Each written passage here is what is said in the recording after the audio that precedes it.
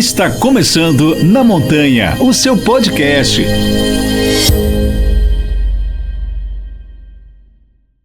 Olá, bom dia, boa tarde, boa noite, depende do horário que você está assistindo ou ouvindo a gente. Eu sou Ailton Zulu e esse é o Na Montanha, o seu podcast semanal. Bem, hoje nós temos a alegria de receber novamente no podcast o Dr. Gabriel Game, figura já conhecida pelos nossos ouvintes, presença marcante nos episódios 54, 85 e 115. Médico formado pela Faculdade de Medicina do ABC, com residência em Pediatria e especialização em Medicina do Mergulho e Expedições. Dr. Game é referência nacional quando o assunto é saúde em ambientes extremos. Foi o primeiro instrutor de primeiros socorros médicos da PAD no Brasil e um dos responsáveis pela implementação dos cursos de emergência no mergulho da DAN no país. Com uma formação internacional pela UHMS e pela WEMS, ele traz um olhar profundo sobre os cuidados com o corpo em aventuras ao ar livre. Também é coautor do livro Do Fundo do Mar ao Topo das Montanhas e também sobre homens e tubarões. Ele compartilha as histórias e aprendizados vividos nas profundezas do oceano e nas altitudes da montanha. É sempre uma honra recebê-lo aqui, Dr. Gabriel Game. Obrigado, Zulu. É sempre uma honra estar contigo aí, trocando sempre ideias ligadas ao esporte e na natureza. Hoje nós estamos aqui diferente, por um episódio diferente. Eu estou aqui agasalhado, você está aí agasalhado. São Paulo hoje está uma garoa. E aí nada melhor que trazer um especialista médico que entende, né? Porque, eu já vou começar com a primeira pergunta aqui. Por que o frio exige tantos cuidados extras na prática de esporte outdoor? E o que muda fisiologicamente no corpo nesse tipo de ambiente? Então, Zulu, a primeira coisa que acontece, você aumenta a sua taxa metabólica. No frio você vai gastar mais energia. Por outro lado, você preserva também aqueles problemas do esporte no calor. Acaba sendo o contrário. Então você gasta mais energia, você tem algumas alterações fisiológicas, né? Para te proteger do frio na fase inicial, você tem uma vasoconstrição, então não chega tanto sangue na periferia do corpo. Para proteger você, para formar uma barreira isolante térmica e com isso algumas consequências. Porém, teu corpo, à medida que você está fazendo atividade física, produz calor. Todo mundo lembra que o tal do ATP, aquela fonte de energia, isso produz calor. Então aquele cara que acaba errando da conta e acaba se protegendo demais do frio, acaba tendo também suas consequências. Então é uma questão de equilíbrio. Mas o frio sim é bom para atividade física, porém gasta mais energia. Gasta mais, mas a gente consome mais também. Pelo menos eu. Você vira uma cremadeira, você bota mais energia para dentro e acaba gastando mais. Muito bom. Doutor, e o conceito de vestir-se como uma cebola? É muito difundido, né? Pode explicar por que isso é importante e como montar uma boa combinação de roupas para o frio? Então, se você errar a mão e sair num dia frio com um agasalho extremamente pesado, você tem um problema. Porque daqui a pouquinho você vai passar calor, você está produzindo energia da atividade física, vai tirar aquele casacão e aí dançou. Você vai passar frio. Então, vestir-se por camadas leves, porque como é que você vai carregar isso? Você está, por exemplo, caminhando ou correndo na montanha. Aí você tira um casacão de 2 quilos, e o que você vai fazer com ele? E aí do calor, do frio extremo, você vai para o calor. Então, por camadas leves, então a tal da segunda pele, um impermeável, um anorak. Então, você vai podendo tirar e recolocar à medida que a atividade vai acontecendo. Em contrapartida, se você usar um casaco pesado, você está frito, literalmente. Isso é uma verdade, né? Não adianta só pensar ali no momento, naquele primeiro momento e colocar um agasalhão. E a gente sabe que assim que começa a atividade, começa a esquentar muito rápido. E se você tiver, como você disse, com um agasalho de 2 quilos, onde vai colocar isso, né? Então, é importante essas, vamos dizer assim, né? Essas pequenas roupas que vai dando as camadas e você vai ter como ir tirando e colocando ali, guardando na própria mochila, né? Seja um corta-vento, seja um manguito, seja a segunda pele. Então, luva, né? Isso é muito mais fácil de guardar do que um casacão, né, doutor? Então, eu passei por isso. Minha primeira experiência com frio quase que extremo foi uma meia maratona na Noruega, meia maratona polar. Temperatura não era um absurdo, era -5 a -10 graus. Então, eu fiquei planejando, como é que eu vou fazer isso aí? Afinal de contas, são 2 horas e pouco correndo. E daqui a pouco eu vou passar calor. Então eu estava com uma calça de corrida, mas uma calça com zíper lateral que permitia ventilação. A calça não dava para tirar. estava com algumas camadas e importante, como é que eu vou, quando eu tirar, o que eu vou fazer com isso? E embora fosse uma corrida de rua, eu levei uma backpack para poder ir levando tudo, aprender a condicionar direitinho, não perder muito tempo, embora outro dia deu até uma polêmica, porque eu coloquei que um cara muito arrogante entrou no meu Instagram para dizer que eu estava reclamando que não tinham corredores da minha idade, eu andava pegando os pódios. Eu nunca liguei para isso. Eu peguei pódios, alguns deles, porque não tinha outro corredor da minha idade. O desafio era esse, mas... então foi um aprendizado. Como é que eu vou correr no frio? Como é que eu não vou ficar perdendo uma hora para enrolar o casaco? Então você tem que treinar tudo isso. Conversa com o seu educador, conversa com o Zulu, conversa com alguém que entenda do babado, para você poder ter aquilo compactozinho e não passar frio, antes de mais nada, e não passar calor. Muito bom. Doutor, já que você falou aí dos haters, eu vou contar uma breve história. Eu conversava com alguns amigos em um período e eu falei assim, esse podcast ainda, ele não tá bom, porque não apareceu nenhum hater ainda. Eu só acredito que ele estará bom quando começar. E aí começaram a aparecer os haters, me chamar de mané, que apresentador mais mané, e aí começou a criar perfis fakes para atacar ali e não tá tudo certo, né? A gente tem que lidar, porque dentro da democracia todo mundo se acha dono da internet e quer, de certa forma, ofender. Eu conheço, sei que você corre muito, tá? Então, assim, é mérito. Estar lá, subir na sua categoria. Se não tem mais gente, paciência. A gente gostaria que tivesse, né? A gente percebe, não é só na questão ali, de repente, no 60 mais. No 30 menos, a gente também percebe essa defasagem. Né? Então, assim, é uma questão mesmo da gente incentivar que os mais jovens e também os mais experientes estejam presentes nessas atividades. Então, sinta-se um vitorioso. E o que eu sempre falo para os meus amigos, um pouquinho mais experiente que eu falo assim, eu admiro muito, eu espero chegar pelo menos na sua idade, né? Mas não sei se eu vou estar correndo, mas se eu chegar, porque está cada vez mais difícil, né? Com muitas doenças, muitas coisas, e a gente quer chegar pelo menos vivo. Pois foi uma surpresa para mim. Eu acompanho, a gente, por exemplo, na canastra, abaixo de 30 tinha quase ninguém também. Em geral é filho de alguém que foi na marra. É verdade, é verdade. Um esporte tão legal, corrida de montanha, a turma não... O jovem quer uma adrenalina diferente. Diferente, é verdade. Doutor, além do corpo, como devemos proteger as vias aéreas durante a prática esportiva no frio, né? É possível ali, as pessoas usam o neck tube, né? Aquele para aqui, ou alguns, eu já vi gente até com cachecol, outros acessórios. Isso funciona mesmo para que esse ar que vai acabar ali sendo respirado, ele esteja um pouquinho mais aquecido, para não dar logo de cara com aquele friozão, né? Falar nisso, esse final de semana a gente tem a Evolution lá, mais de 2.400 metros acima do nível do mar. Lá vai estar um frio danado, né? Dá uma dica aí pra gente. Itatiaia? Itatiaia. Vai ser melhor. Então, os buffs, as pescoceiras podem ajudar, sim. Mas primeiro, precisa ter um aspecto higiênico, né? O cara tá com aquela pescoceira, não lava, não troca. Vê o que você está respirando, né?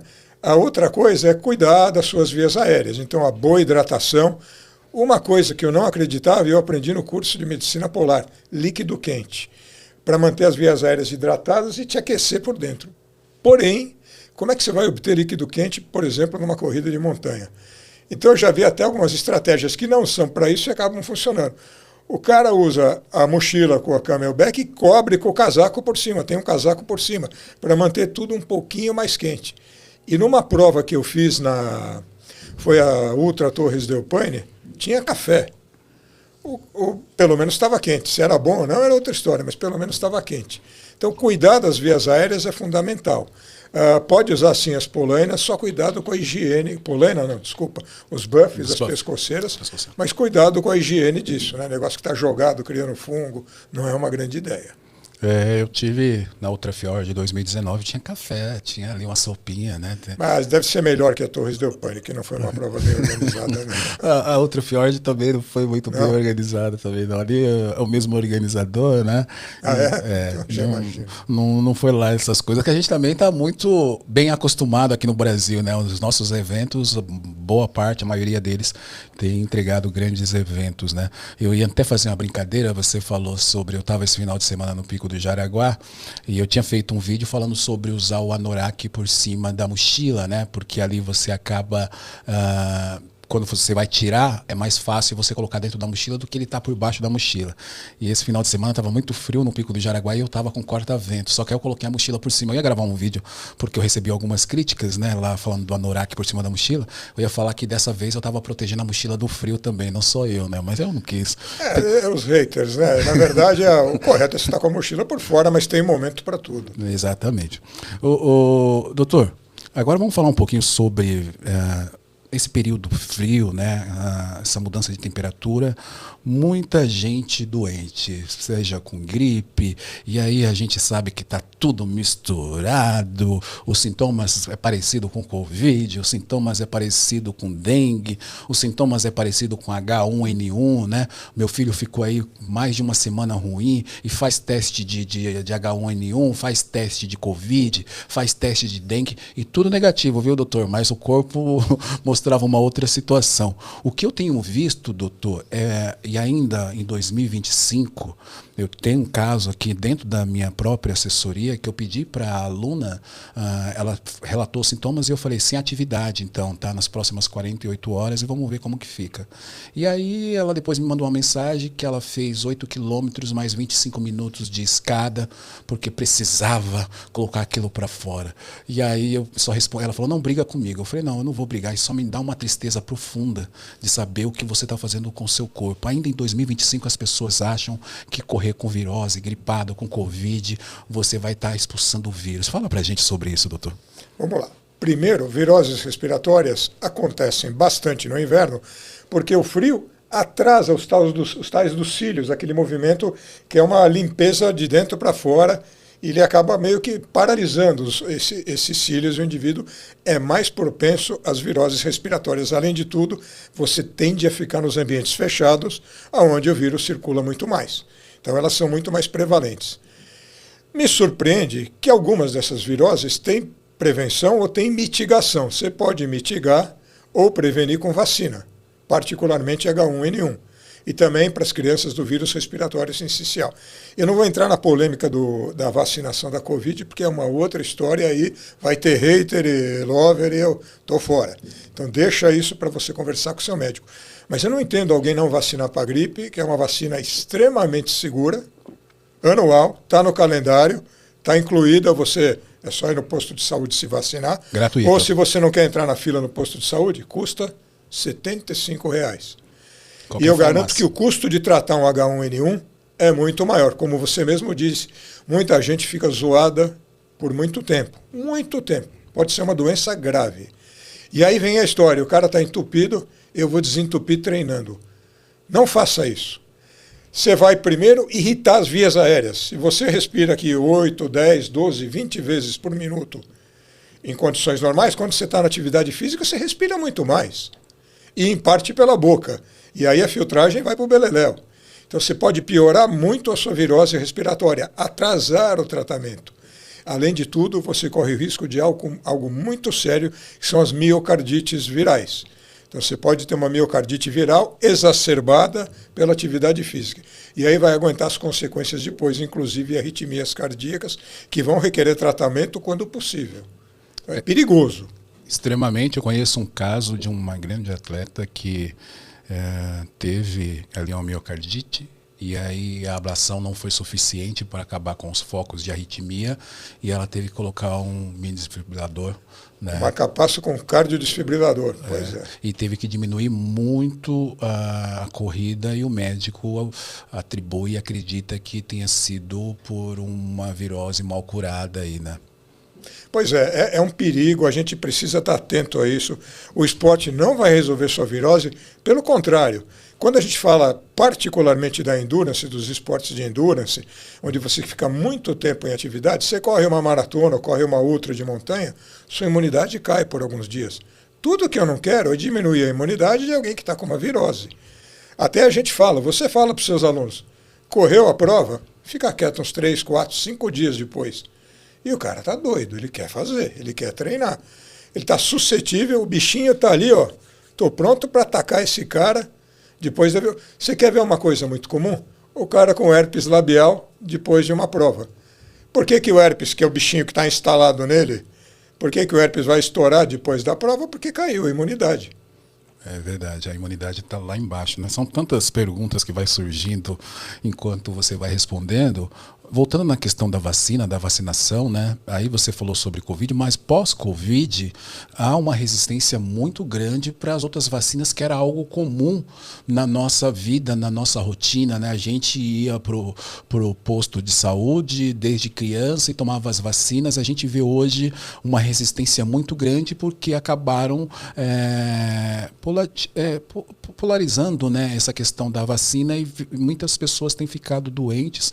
A própria H1N1, que o SUS, a gente sempre foi vacinado, as pessoas têm resistido a não tomar. E eu tenho escutado outra coisa, que após tomar a vacina ficaram gripados, que é a vacina da gripe. Excelente colocação, Zulu. É impossível você ficar gripado pela vacina da gripe porque o vírus é morto. É vírus inativo. Pode ser que ao tomar a vacina da gripe não deu tempo, demora 10, 12 dias, tem uma janela imunológica. Mas, no mínimo, pode até ser que você fique gripado, mas no mínimo essa gripe vai ser mais fraca. Infelizmente politizaram. Vacinas, quando bem estudadas, vacinas seguras devem ser tomadas. Eu vou te dar outro exemplo. Quando o nego está chegando na minha idade, ou até menos, 50, 50 e poucos anos, eu sempre recomendo a vacina do herpes zoster, que não tem nada a ver com o herpes labial. É o bicho da catapora, que está instalado em 99% das pessoas, porque tiveram a catapora e o vírus não morre. E fica lá quietinho, esperando uma oportunidade. Um fato é, pós-Covid as pessoas ficaram trancadas, 1, 2 anos, perderam a imunidade. E eu estou vendo o herpes zoster muito mais prevalente do que ele era. Tanto que eu pego o atleta de endurance, eu falo, não quero saber a tua idade, vai vacinar. São 2 doses, infelizmente não está no SUS, e é uma vacina chata porque o indivíduo fica 2, 3 dias zoado.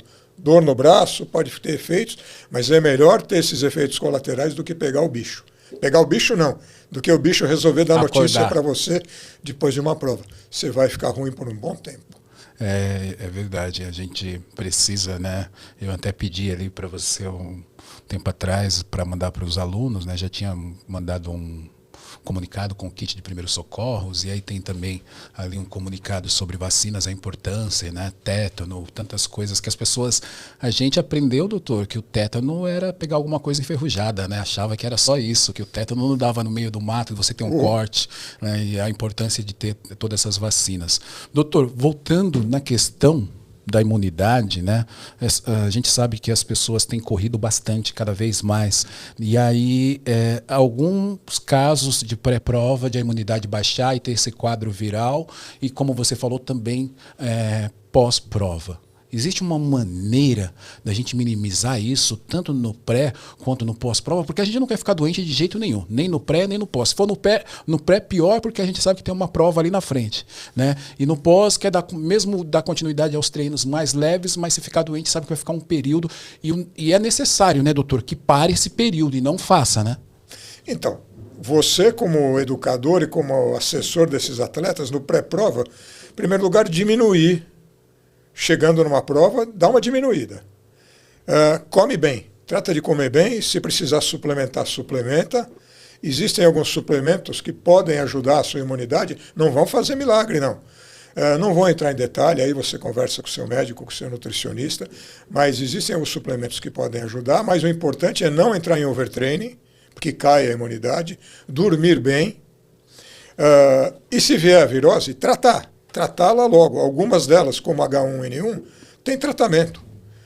Tem um atleta muito amigo, o Thiago, grande atleta lá da Guerreiros, Toronoglu, vira e mexe, está ganhando as provas longas. Thiago teve um H1N1 alguns dias antes de uma prova. Eu falei, pelo amor de Deus, vamos medicar.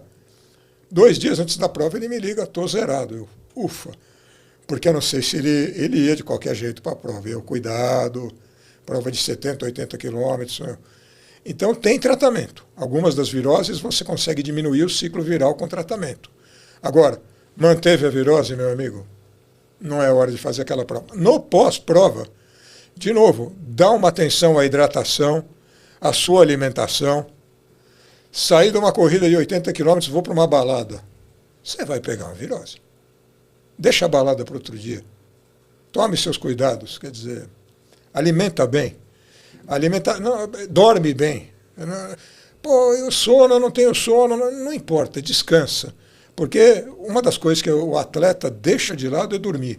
E dormir é fundamental para a sua recuperação.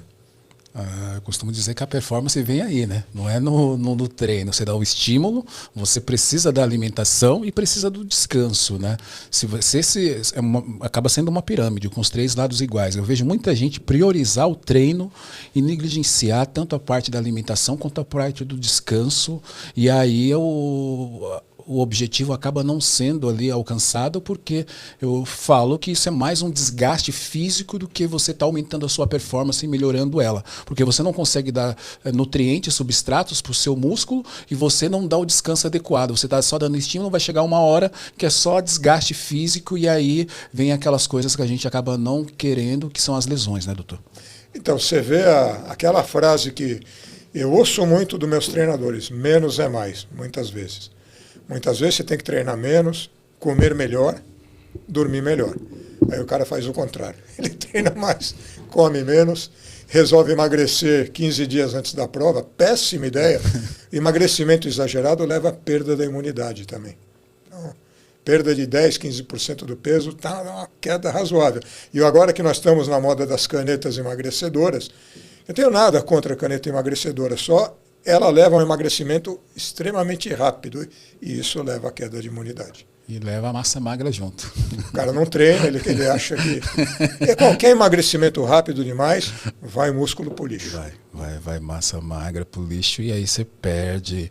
Eu lembro de um período, ainda corria a rua, fazer uma dieta e ficar muito feliz que eu havia emagrecido 9 quilos ali na minha dieta, que eu havia, né, achado que entendia. Aí depois disso eu falei, agora eu vou... Aquelas coisas que a gente acha que entende, né? Eu falei, agora eu vou passar na nutricionista, porque eu emagreci o que eu queria, agora é com ela. E aí quando cheguei lá, que fui fazer a biopedância, dos 9 quilos, 4 quilos tinha sido massa magra. Né? Difícil, é. Então, não adianta a gente se apegar à balança e falar, pô, emagreci 4 quilos, cara, mas você perdeu quase 50% de massa magra. Então, você está... A composição é a mesma. Você como disse, você está jogando o ouro fora, né? Você está jogando o ouro fora e não está sendo adequado. Por isso que é importante procurar os profissionais, investir, né, na medicina esportiva, investir no nutricionista, né, também no treinador, porque aí, com certeza, você vai ter os seus objetivos alcançados. Né? Doutor, o senhor comentou ali sobre o risco, né, da miocardite e tal, sobre a arritmia, né? Mesmo uma atividade leve, porque muita gente fala assim, não, vou fazer uma atividade leve aqui, isso não vai exigir muito. Essa atividade, ela também compromete? Pode comprometer, sim, porque você vai aumentar a frequência cardíaca, você vai diminuir a imunidade, mesmo que um pouco. E, de novo, você está lá ventilando mais do que devia. O que é atividade leve? Vai caminhar no parque devagarinho? Tudo bem. Levar o cachorro para passear. Dependendo do tamanho do cachorro, tudo bem. Um Yorkshire, tudo bem. Vai levar um pastor alemão, não vai funcionar. É muito difícil, eu sei. Estou aqui num pós-operatório de desvio de septo, 2 semanas já desesperado para treinar e não posso. Fazer o quê? De novo, menos é mais nesse momento. Cicatriza bem para depois você voltar bem. Aproveita, eventualmente, fazer mobilidade. Mobilidade, tudo bem. São exercícios que não... E a gente precisa de mobilidade. Que é o cara que tá nas provas de endurance vai ficando duro com o tempo. Então, ele tem que soltar. Aí, tudo bem, alongamento, mobilidade. Mas exercícios aeróbios ou de força, negativo. Negativo. Estão ouvindo aí, né, pessoal? Negativo. Vamos falar agora sobre os cuidados com os grupos especiais, doutor. Pessoas com comorbidades, como hipertensão e diabetes, elas devem tomar cuidados extra com os treinos no frio?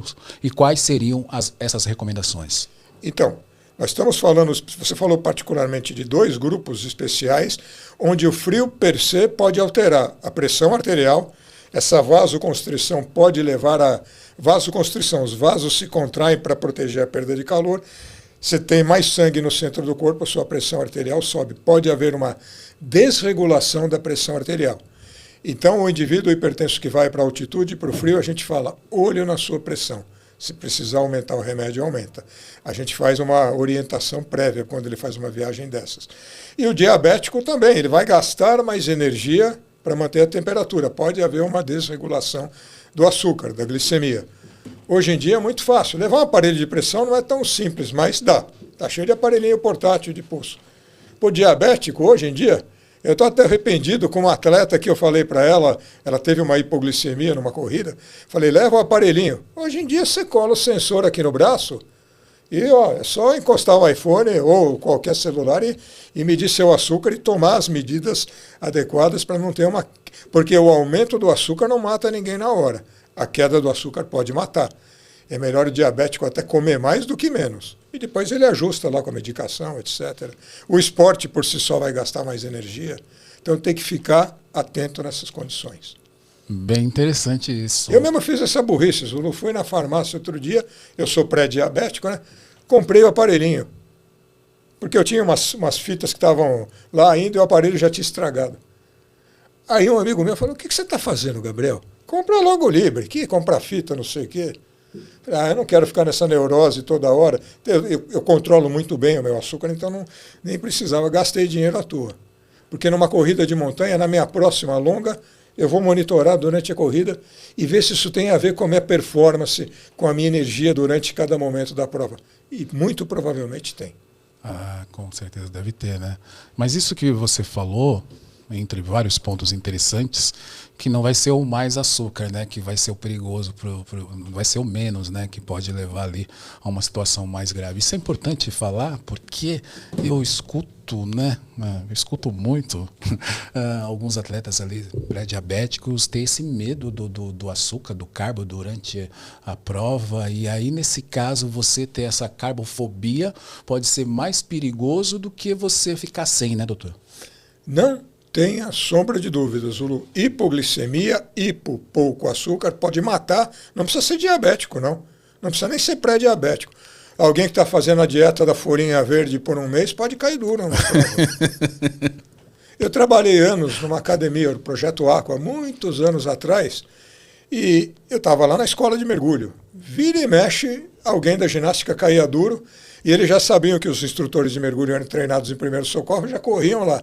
E a gente já falava, vai pegar um suco de laranja e volta aqui, deixa o atleta aqui comigo. Você já dava o suquinho, o cara ressuscitava. Então, a hipoglicemia é perigosa. A gente precisa estar nutrido, senão não é a prova, não é uma corrida, não é um treino longo, é um momento para você emagrecer, não. Péssima ideia. E, inclusive, perda de performance. É falta de combustível, né? Falta de combustível. O carro não vai andar sem gasolina, né? Somos animais aeróbicos. O nosso combustível primário é o carboidrato. Muitas vezes você vai na nutricionista, crente que ela vai te tirar o carboidrato, e você vai tomar de cara uma bronca. Está faltando carboidrato, está faltando lenha na cremalheira. É verdade. A gente acha que tem essa ideia, né, principalmente quem é leigo, de achar que tirar o carboidrato está fazendo um bom processo, principalmente pensando no emagrecimento, e é um conjunto, né? Acaba sendo um conjunto ali de você ter esse controle do carbo, do que você consome, né? Da alimentação, da gordura e como você falou, o carboidrato ele é primário, né? Eu falo que se você não dá carboidrato para os seus músculos e você deixa a gordura, vai demorar um pouquinho para essa gordura pensar e aí a sua performance vai cair. Eu sou meio contra essas dietas cetogênicas, não sei o quê. No longo prazo não é legal. Até o diabético precisa de carboidrato. Ele não pode fora. Ele precisa ser um cara bem regulado, porque ele não consegue botar o açúcar para dentro da célula. Assim, nós temos um exemplo, o grande atleta de endurance, o Emerson Bizan, diabético juvenil. Ele é o mestre do controle do açúcar. Pô, e o cara faz prova de 200 quilômetros, não sei o quê. E diabético tipo 1, pessoal. É verdade. Então, a gente sabe que com os devidos cuidados, com acompanhamento médico, com os especialistas, a gente pode dizer que é possível fazer praticamente tudo, né, doutor? Sim, mas com cuidado e não deixar cair o açúcar, pessoal. É uma boa oportunidade para você comer tudo que você não come no dia a dia. Balinha de goma, bananinha, o gel. Que delícia. E quem não gosta? Eu estive em Passa Quatro recentemente com o pessoal treinando, né? E todo mundo ali preparando a mochila e tal. Aí eu falei assim, gente, aqui é o momento de eu comer minha balinha de goma, a minha paçoquinha, o meu pé de moleque. Então, a minha fonte vai ser essa, e sem neura, né? Porque no dia a dia, para você pegar ali aquele pacotinho de bala de goma, que é uma delícia, e comer, você vai ficar com a consciência um pouco pesada. Mas durante o treino, você fala, isso aqui já queimou faz tempo, né? Falar em bala de goma, falar em paçoca, né? Eu queria saber, doutor, é preciso fazer ajustes na alimentação durante o frio? Tanto para o desempenho quanto para fortalecer a imunidade? Que dica você daria? Então, a primeira coisa que tem que pensar é, está frio, mas você está passando frio? Então eu estou bem agasalhado aqui. Se eu começar, observava esquiadores na estação de esqui. O cara está o tempo inteiro hiper agasalhado. A não ser que ele pegue um momento lá na montanha onde ele erra a mão na roupa e se estrepa. E comendo, e tomando chocolate. E aí eu olho, como será que vai ser o fim da viagem desse cara? Ele engordou. Até porque o esqui na neve, não o esqui cross-country, o esqui de corrida de montanha, o esqui descida downhill, quase não gasta energia nenhuma. Então o cara precisa tomar cuidado até para não engordar. Mas digamos que nas mesmas condições, se ele está passando um pouco mais de frio, o metabolismo dele vai aumentar. Porque o tremor, a contração muscular, produz calor. É uma das maneiras da gente se proteger do frio. Então quando você pega um indivíduo numa fase inicial de hipotermia, que é uma das emergências do frio, onde ele está com a diminuição da temperatura corporal, se ele está tremendo é bom sinal. Porque ele ainda tem capacidade de produzir calor. Quando ele parou de tremer, aí te acende um alerta, legal, a coisa está ficando feia. Eu estava pensando aqui, hoje eu dei uma aula ali de corrida, e aquilo que você falou sobre o maior gasto, né, o que eu percebi é que eu transpirei muito mais do que eu transpiro normalmente. E hoje estava um dia bem frio, tá um dia frio em São Paulo, chuvoso, a minha camiseta ficou parecendo que eu entrei embaixo da torneira, né? Então a gente percebe que realmente há um gasto de energia maior. Mas você treinou melhor, treinou mais forte e provavelmente estava agasalhado. Estava com a camiseta de manga longa, né? Então dá uma aquecida, né? Acaba aquecendo mais. Cuidado também, pessoal, porque nós estamos num clima frio, e hoje não, hoje está garoando, mas o clima anda seco e você desidrata mais também. Então, a reposição de líquidos, não só de caloria, mas de líquido. Esse é um ponto fundamental, que quando chega esse período, as pessoas acabam abandonando a parte hídrica, né? Hidratar principalmente a água ali, porque fala que não está sentindo sede, né? A gente acaba cometendo, principalmente para quem vai correr, fazer atividade, achar que não está perdendo ali, né? Através da transpiração, líquido vai acabar desidratando, né, doutor? Opa! Líquidos, vai perder água e vai perder eletrólitos. É importante conversar com o médico, com o nutricionista, reposição de água e eletrólitos. Muito bom. Sais, é importante, né? Doutor, eu quero voltar ali, como que a gente consegue diferenciar, né, os sintomas iniciais de uma virose comum de algo mais sério, como uma gripe forte, uma Covid? A gente ainda está, né, tenho amigos com dengue, e aí os sintomas acabam tendo toda aquela confusão. Qual é a hora de parar tudo e procurar ajuda médica? Então, um resfriado comum só dá obstrução das vias aéreas, da coriza, etc., da garganta. Começou a ter mal-estar geral e febre, acendeu o alerta. Aí você está falando de viroses mais importantes. Você falou de uma perigosíssima, que vai dar uma folga temporária, mas cadê a vacina da dengue, pessoal? Infelizmente, a gente não está correndo atrás de uma doença muito perigosa. Acabei não falando na hora certa, mas a gente está correndo atrás de uma doença muito perigosa. Mais perigosa que Covid, mais perigosa que H1N1. Eu vejo casos sérios, vejo fatalidades e vejo pessoas que ficam um mês de cama. Então, muito cuidado com a dengue. Então, febre, especialmente febre alta, quebradeira geral e dificuldade para respirar, que não seja aqui só obstrução, vai procurar um médico, vai procurar um atendimento ao seu médico, porque é sinal de que é alguma coisa mais séria. A gripe é sério? É sério, sim. Você falou da dengue, eu já tive dengue em 2015, né? E realmente ela é devastadora, ela deixa você na cama ali sem vontade de fazer nada, um bom período. E eu posso dizer que o efeito colateral acompanha ainda por um bom período, viu, doutor? E eu tenho amigos e amigas que tiveram dengue agora recente e ainda não conseguiram voltar ainda para o ritmo, sabe? Eles têm uma dificuldade, falam muito da parte, lógico, ficou um período sem treinar, falam muito da parte cardiorrespiratória, mas a dengue realmente ela acaba sendo devastadora, né? É uma das piores viroses que eu tenho visto é a dengue. Hoje em dia, a Covid, na grande maioria das pessoas, não na totalidade, tem os grupos especiais que não tomam muito.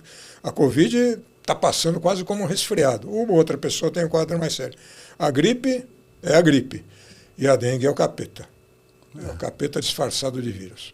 É verdade. A gripe, né? A cada ano a gente sabe que vai surgindo aí. O vírus ele acaba tendo uma mutação e a vacina ela vai se atualizando, né? O que se fala é que muitas vezes as pessoas elas acabam pegando a gripe em algum período mesmo pós-vacina, porque o vírus ele já está à frente da vacina. Isso pode acontecer também, né, Dom? Anualmente você precisa renovar. E você renova com uma vacina lá para março, abril, maio, que acabou de vir dos vírus que vieram da América do Norte e da Europa. Primeiro, às vezes a tua imunidade não é tão boa e a vacina não foi suficiente para te gerar a imunidade completa, mas seguramente ela diminui o ciclo viral. E aí que eu falo, aconteceu, vamos tratar. Eu não vou entrar em detalhe, mas tem remédio específico para o vírus da gripe. Minha filha já tomou, já ficou bem...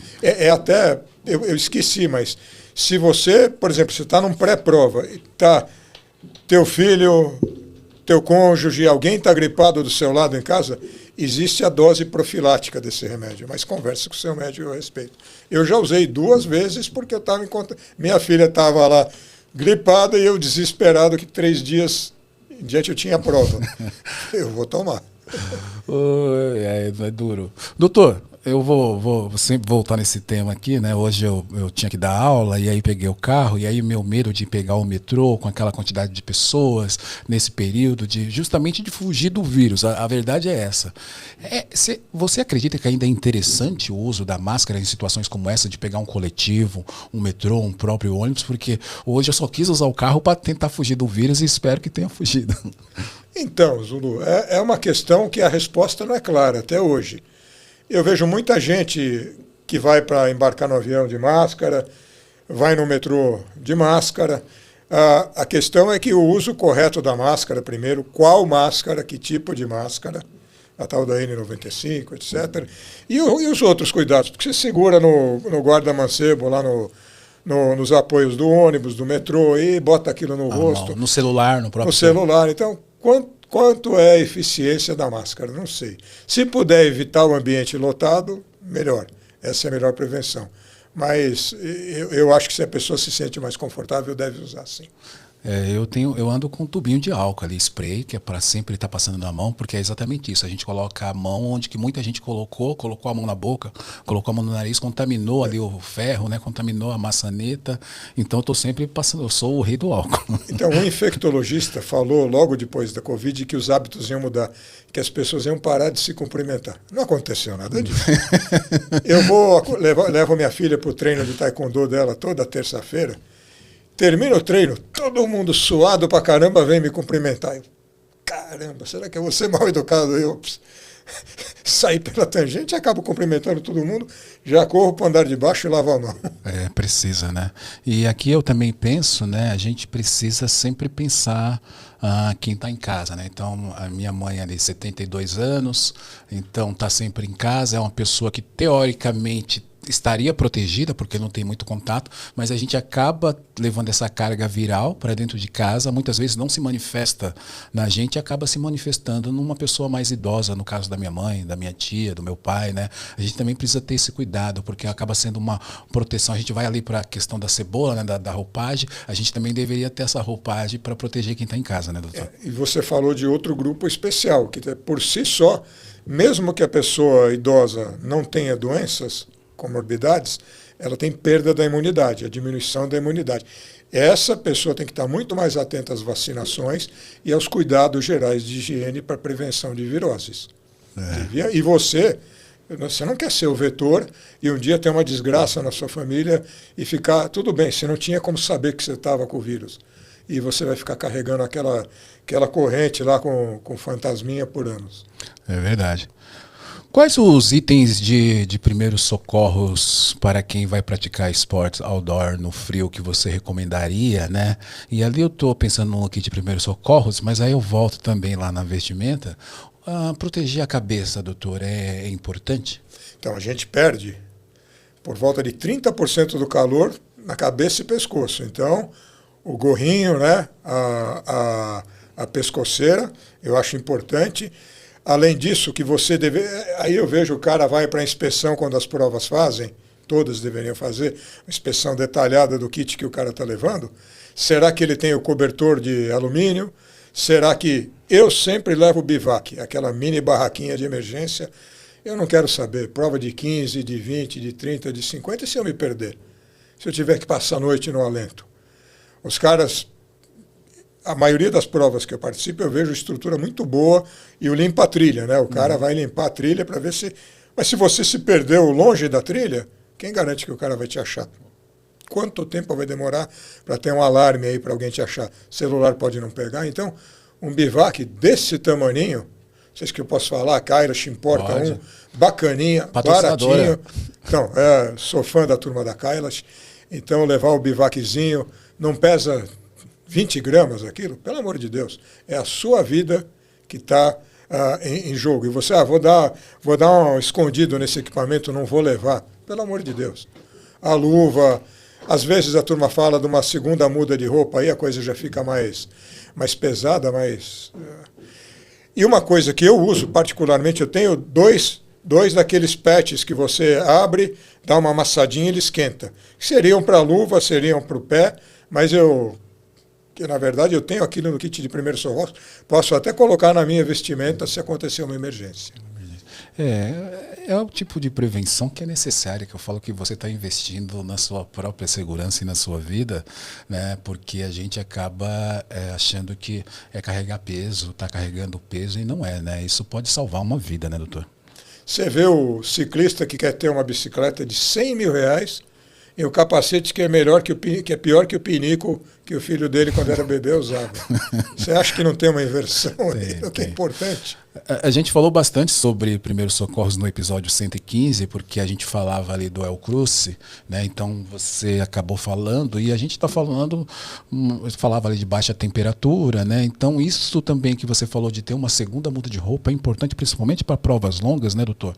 Porque vai chegar uma hora que aquela roupa, a umidade deixou ela úmida e ela já não tem mais função de proteção ali, né? Vai acabar, na verdade, esfriando mais. Isso é importante dizer, né? Isso serve também para o gorro, você não usar um gorro molhado, úmido, e também quando você tiver a oportunidade, numa distância longa, ter um drop bag, fazer a troca dessa roupa, né? Você falou tudo. Provas longas, em geral, tem nos PCs, tem áreas de drop bag onde você vai ter sua segunda muda de roupa. Não trocar por causa de 5 minutos é burrice. Então, pega uma roupa fresca, mais quentinha, seca. Até a turma costuma... A única coisa que eu não me convenci, porque dependendo da prova vai durar 15 minutos, é a meia. Você vai e leva o segundo par de meia, daqui a 3 quilômetros tem um riacho. Outro. Então, quantos pares de meia você vai levar? Eu não me convenci. Tem gente que leva sempre. Se eu tiver certeza que realmente é um ponto lá que você vai se encharcar e depois, aí é um conforto daqueles, trocar meia. Mas o resto, quando tem oportunidade, especialmente nas provas onde tem a oportunidade do drop bag, faça isso. Economize o seu corpo, economize a sua temperatura corporal. E bota combustível na cremalheira. Precisa, né? Você falou da meia, eu acho que é a única parte do corpo que eu não gosto de molhar, né? Pode molhar tudo, menos o pé. Mas me diz uma prova de montanha que você não molhou o pé, e mais de uma vez. Não, isso várias vezes. Mas assim, eu evito, mas chega uma hora que não tem jeito, você vai molhar e aí já foi, né? Parece que a sensação de molhar o pé parece que é diferente de quando você molha todo o seu corpo, né? Você está com o corpo todo molhado, mas quando você pisa naquela água que molha o pé, parece que realmente aí resfriou tudo. Essa é a sensação que eu tenho, não gosto, né? Não me importa de pegar chuva, mas o pé, se eu pudesse, eu trocaria a meia. Pois é, e aí vai um erro, eu já cometi esse erro, compra o tênis de Gore-Tex, o tênis impermeável. Importante.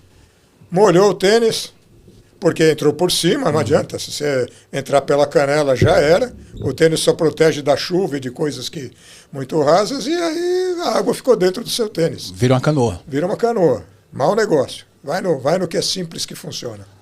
Essa dica foi uma dica de milhões, porque muita gente pensa exatamente, eu vou comprar um tênis que tem ali uma membrana que vai proteger da chuva, vai proteger ele da garoa, beleza, mas você enfiou o pé na água, ele vai virar uma canoa, aquilo não tem por onde a água sair, porque você está com algo impermeável no pé. Então essa foi uma dica de milhões aí, viu, doutor? Tem uma coisa que pode funcionar, mas também depende da altura da água.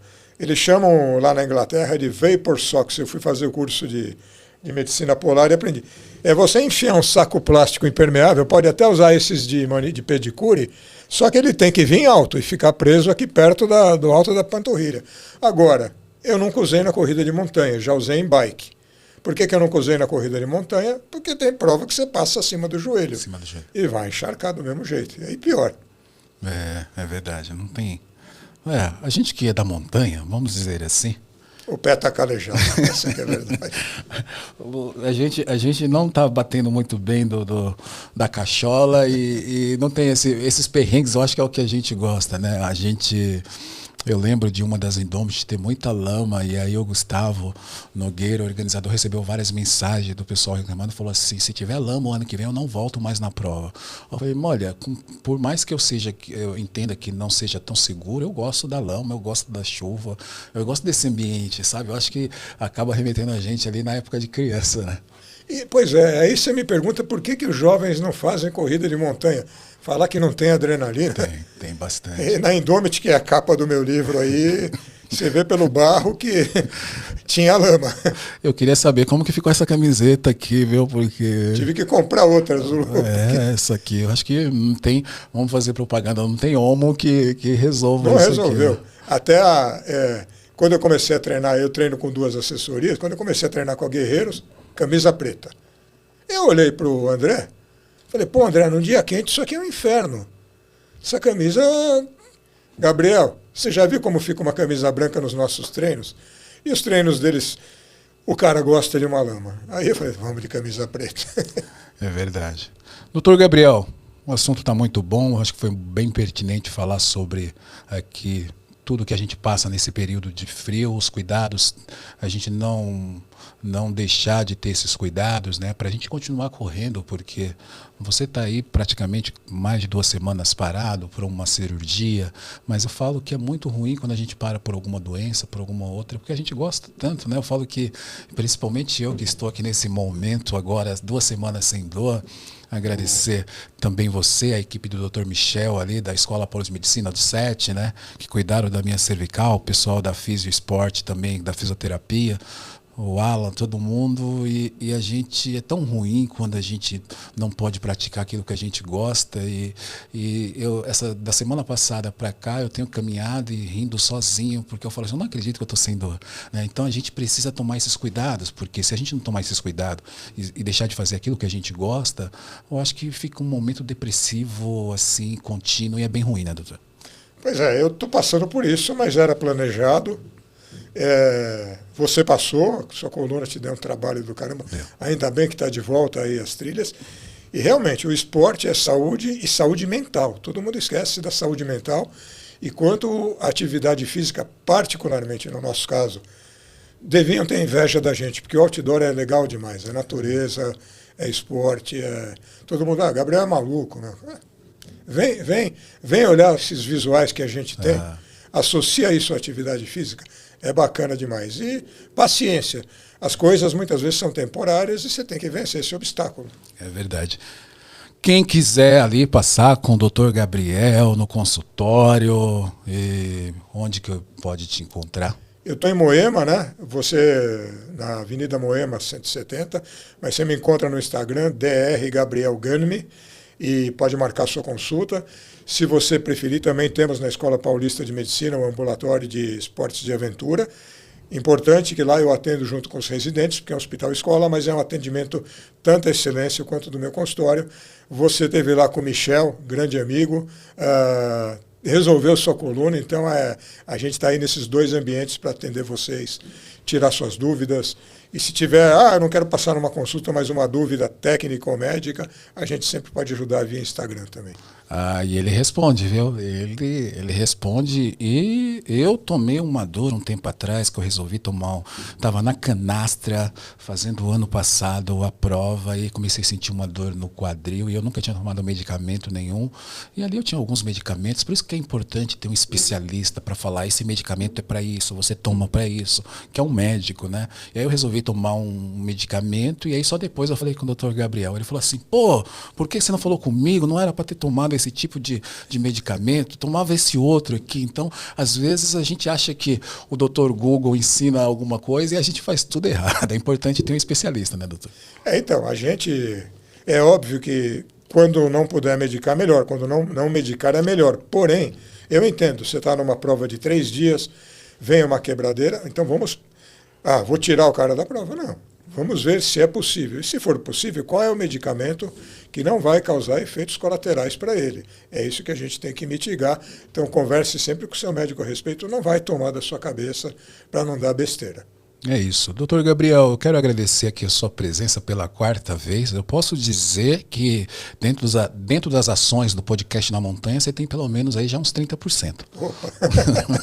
É sempre um prazer, Lulu, conversar com um amigo e conversar sempre de assuntos muito importantes e muito legais para essa comunidade da montanha. É sempre uma contribuição ímpar o que você tem feito aqui para o podcast, para todos os atletas. As pessoas comentam muito sobre os seus episódios. Eu recebo ali várias mensagens. O Dr. Gabriel é sensacional. E esse aprendizado e essa contribuição que a gente tem dado através do podcast, através do seu conhecimento, através do seu profissionalismo. E o mais legal é que você é um corredor de montanha, então você sabe justamente as nossas dores. Sou o pangaré da montanha, mas eu tardo, mas eu chego sempre nas provas. E eu é que agradeço esse espaço que você tem na montanha.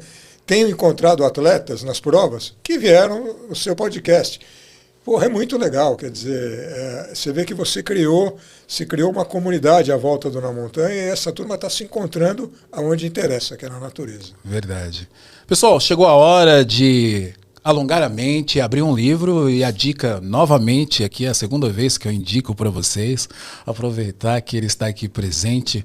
O livro desse episódio é Do Fundo do Mar ao Topo das Montanhas, escrito por Sérgio Xavier e com a coautoria do Dr. Gabriel Gami. É um livro sensacional, você pode encontrar aí no site, né, na Amazon. Tem no link da bio, você encontra os links, tanto da Amazon como da própria editora, aquilo que te parecer mais fácil para obter. E tem a versão digital também. Tem a versão digital, e eu fiquei lisonjeado. Tem aqui até Na Montanha o símbolo, né, a logo do Na Montanha no livro do Dr. Gabriel. Foi um prazer estar ali no lançamento, um lançamento diferente de tudo que eu já vi. Ali no... A minha alma roqueira fez o lançamento no bar de rock. E você foi um grande apoiador do projeto. Foi muito legal aquele lançamento ali, diferente do que eu já tinha visto, né? Foi bem interessante. Obrigado e até uma próxima vez, viu, doutor? Obrigado, Zulu. Sempre um prazer bater um papo com você e com os amigos da montanha. É isso. Eu estou aqui no Estúdio Voz com trabalhos técnicos de Isadora Salvador. Valeu? Alto Estilo, de montanhista para montanhista. Produzimos produtos ecologicamente conscientes para sua aventura. Projetados por quem usa, feitos para durar. Equipamentos de qualidade para um montanhismo consciente. www.autoestilo.com